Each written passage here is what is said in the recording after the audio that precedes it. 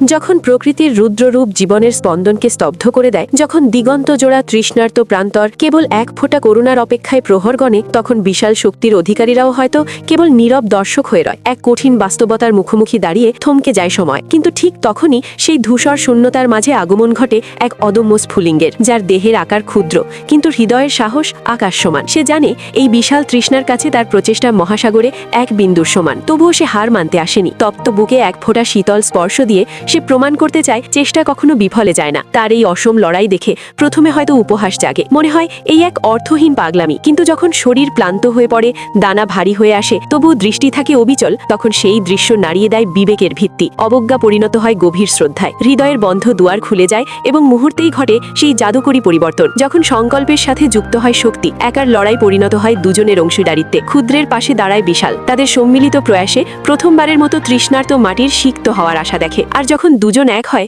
তখন তা আর কেবল চেষ্টা থাকে না, তা পরিণত হয় এক মহাবিপ্লবে। আকাশ ঢেকে যায় ঐক্যের ডানায়, সহস্র প্রাণ একযোগে সাড়া দেয় সেই আহ্বানে। শুরু হয় এক অবিশ্বাস্য বর্ষণ। এই বর্ষণও মেঘের নয়, এ বর্ষণও সহমর্মিতার। অবশেষে রুক্ষতা হার মানে সজীবতার কাছে, ফিরে আসে প্রাণীর ফুলতান।